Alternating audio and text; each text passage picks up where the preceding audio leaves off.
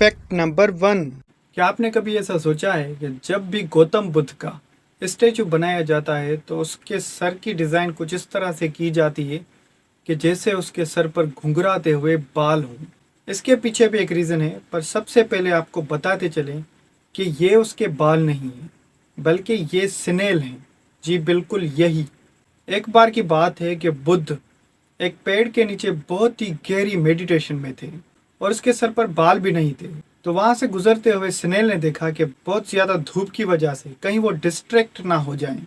तो वो रेंगते रेंगते उसके सर पर बैठ गया और ऐसे ही देखते देखते 108 स्नेल उसके सर पर बैठ गए और बहुत ज्यादा गर्मी की वजह से वो सारे के सारे 108 स्नेल मर गए, जिन्होंने उसको डिस्ट्रैक्ट होने से बचा लिया। और उनकी इसी कुर्बानी की वजह से जब भी गौतम बुद्ध का स्टेचू बनाया जाता है तो उसके सर पर 108 स्नेल को आनर के साथ उसके सर पर बनाते हैं। Fact number 2।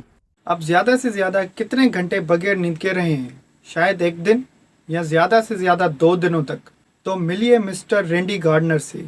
ये वो बंदा है जिसके पास ज्यादा देर तक ना नींद करने का वर्ल्ड रिकॉर्ड है। और वो ये है कि इस बंदे ने 11 दिन 24 मिनट तक नींद नहीं की थी। पर अब Guinness book of world record वालों ने इस कैटेगरी में रिकॉर्ड बनाना बंद कर दिए हैं, क्योंकि ऐसे रिकॉर्ड्स को बनाना और तोड़ना बहुत ही ज़्यादा नुकसानकार होता है हेल्थ के लिए। Fact number 3। जब रोशनी किसी भी ऑब्जेक्ट से टकरा करके हमारी आंखों पे पड़ती है तो वो ऑब्जेक्ट हमें दिखता है। पर क्या आप ये जानते हैं कि 2020 में की गई एक स्टडी ये बताती है कि डीप सी एंगुलर फिश नामी क्रिएचर दुनिया में मौजूद सबसे ज्यादा डार्केस्ट क्रिएचर है, जिसकी स्किन पे पड़ने वाली रोशनी 99.95% एब्जॉर्ब हो जाती है और सिर्फ 0.05% रोशनी उससे टकरा करके रिफ्लेक्ट होती है। और ये क्रिएचर्स समंदर की बहुत ही गहराई में रहती हैं, जहाँ पे सूरज की रोशनी पहुंच ही नहीं पाती। Fact number 4। गोल्ड यानी कि सोना, जो कि बहुत ही ज़्यादा महंगा होता है और इसको बेच के बहुत ज़्यादा पैसे कमाए भी जाते हैं, और वो ज़्यादातर हम ज़मीन की सरफेस के अंदर से निकाल करके हासिल करते हैं। पर क्या आप ये जानते हैं कि बहुत ही ज़्यादा सोना समंदर के अंदर मौजूद है? और अगर सारे के सारे समंदर की बात की जाए तो उसमें करीब 2 करोड़ टन का सोना मौजूद है। और अगर सारे के सारे सोने की कीमत की बात की जाए तो वो होगी $771 ट्रिलियन। तो बड़ा सवाल ये होना चाहिए कि हम इसे निकाल क्यों नहीं देते। बड़ा मसला ये है कि हमारे पास इस वक्त इतनी ज़्यादा एडवांस टेक्नोलॉजी नहीं है जो कि सारे के सारे सोने को बाहर निकाल सके। Fact number 5। जब ज़मीन अपना इंटरनल प्रेशर बाहर निकालती है तो इससे ज़मीन की टेक्टोनिक प्लेट्स खिसकती हैं, जिस वजह से ज़मीन हिलती है और इससे ही अर्थक्वेक कहा जाता है। पर क्या आप ये जानते हैं कि हमारे चांद पर भी जिलजिला आता है, जिसे मून क्वेक कहा जाता है?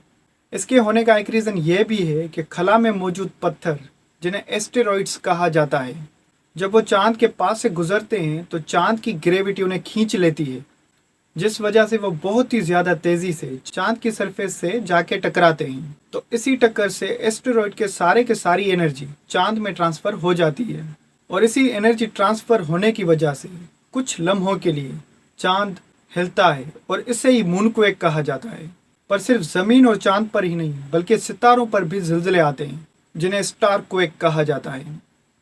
Fact number 6। आपने कभी ना कभी तो रेनबो देखी होगी। जी बिल्कुल यही। ये तब बनती है जब सूरज से आने वाली रोशनी एक खास एंगल पर हवा में मौजूद वाटर ड्रॉपलेट्स पे पड़ती है। और ये हम जानते हैं कि सूरज की रोशनी वाइट होती है और वाइट लाइट में 7 रंग समाये हुए होते हैं। जब ये रोशनी वाटर ड्रॉपलेट्स पे पड़ती है तो 7 रंगों में बिखर जाती है और इससे ही रेनबो बनती है। पर क्या आप ये जानते हैं कि सूरज की रोशनी से बनने वाली रेनबो सिर्फ दिन को ही नहीं बल्कि रात को भी बनती है, जिसे मून बो कहा जाता है। और यह तब बनती है जब सूरज की रोशनी चांद की सरफेस से टकरा के ज़मीन में दाखिल होती है तो हवा में मौजूद वाटर ड्रॉपलेट से खास एंगल पर पड़ती है, तो वो बहुत ही हल्के रंगों में बिखर जाती है और इसे ही मून बो कहा जाता है, यानी कि रात वाली रेनबो। ये इतनी ज़्यादा कलरफुल और ब्राइट तो नहीं होती जितनी कि दिन के वक्त बनने वाली रेनबो होती है। Fact number 7। इस फैक्ट में आपको कुछ ऐसी चीज़ें दिखाते हैं जैसा कि हम देखते हैं वैसी नहीं, बल्कि जैसी वो हैं वैसी। चींटियां जिनकी साइज बहुत ही छोटी होती है, पर अगर इन्हें माइक्रोस्कोप से देखा जाए तो वो कुछ इस तरह से दिखेंगी, जो कि बहुत ही ज़्यादा डरावनी है।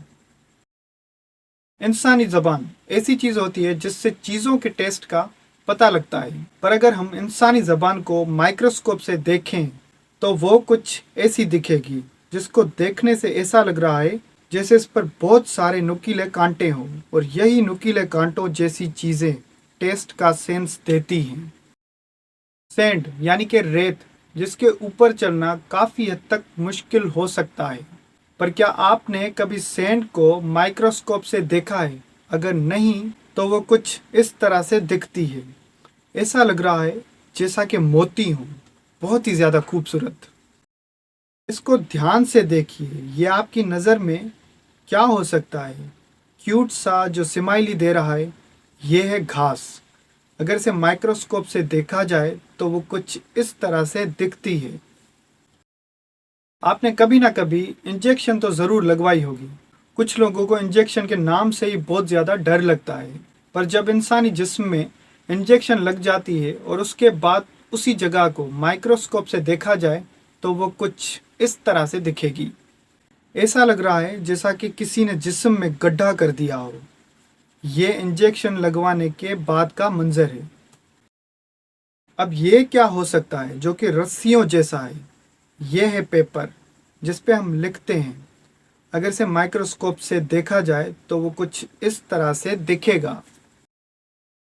इंसानी खून जो कि रेड कलर का होता है, और वो कुछ ऐसा दिखता है, पर वो तब कैसा दिखेगा जब उसे माइक्रोस्कोप से देखा जाए तो वो कुछ इस तरह से दिखेगा।